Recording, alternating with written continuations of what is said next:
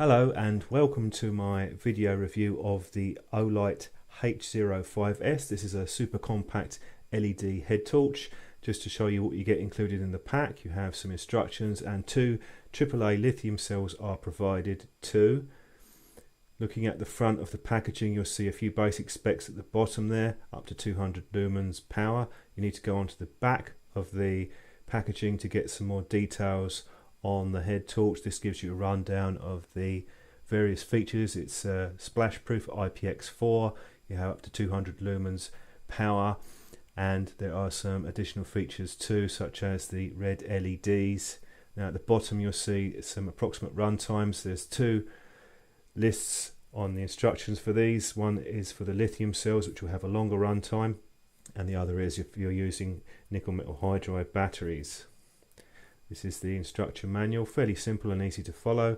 It's quite well laid out, there's no problems using that at all. Again, here we have the specs on the runtime. Now this is running on two AAAs, a lot of these head torches are running on 3, so that's something to consider. We'll test that out later on. Now these are the lithium cells, they're 1.5 volts, exactly the same as you'd get with alkaline or nickel metal hydride. It's nice that they're included.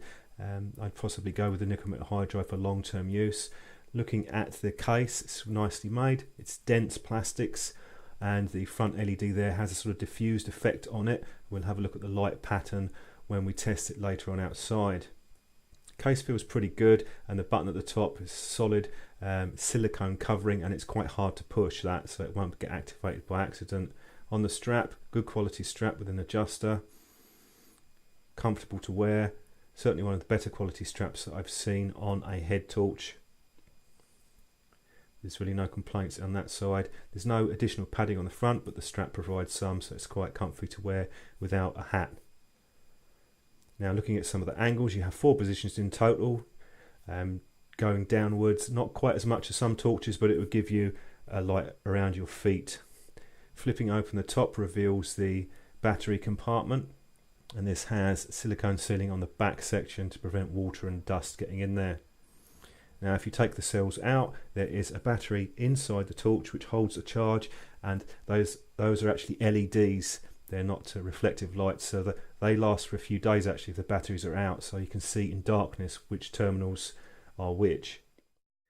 Operation of the head torch, very straightforward. Single presses cycle through the power levels, you have 3 in total, and if you long press it will activate the motion sensor. The range on this is about 20 centimeters. Outside of that it won't work. It's a nice feature to have, it's quite useful. Just bear in mind that you could inadvertently turn it on and off if you are working close to something. You also have the same motion sensor for the red LEDs. And in addition to that, you do have a flashing mode too for the red ones, but you don't for the white light. You can't use both lights at the same time, which is similar to most head torches that I've used. Now what I'm going to do now is give you a rough rundown on a different head torch. We're going to compare the two. This is a Lithium head torch, which is around about £15, so it's about half the price of the Olight. Now this runs on 3 AAA batteries. What I've done is included a specification at the top of the screen there. Now it's actually slightly higher rated for water resistance, but the lumens rating is slightly lower, the official rating that is. The runtime will vary from around 25 to 130 hours. Functionality is pretty similar. You also have a motion sensor with this, but you have flashing modes for the red and the white lights too. As it's a larger torch, we have 3 AAA cells, hence the longer run times.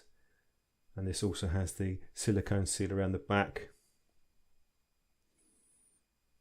And this has an extra position, it goes a bit further down than the Olight torch does. Now what I'm doing is just testing them outside now. This is the Olight first of all, cycling through the power levels. Now the first thing that I noted with the Olight is it's a more diffused light, it spreads out more and it's less concentrated. There isn't really a circle around the edges that you get on some head torches, so it gives you quite a wide field of view, particularly at the highest brightness level. Moving to the Lithium light, you can see it's much more concentrated in the center. You do still get some peripheral vision with the head torch.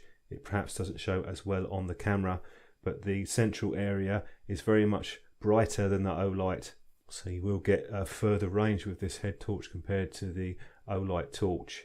On the other hand, you do have a circular image around the sides, so although you do have some peripheral vision, it's not as good as the Olight in that respect, but there isn't a right or wrong with this. It will really depend on what you're using the head torch for.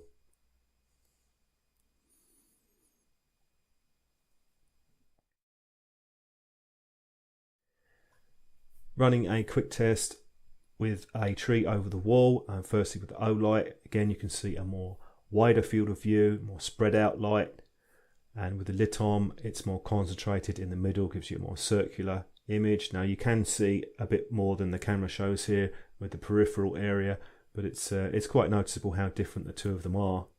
I would say neither are poor, they're just completely different.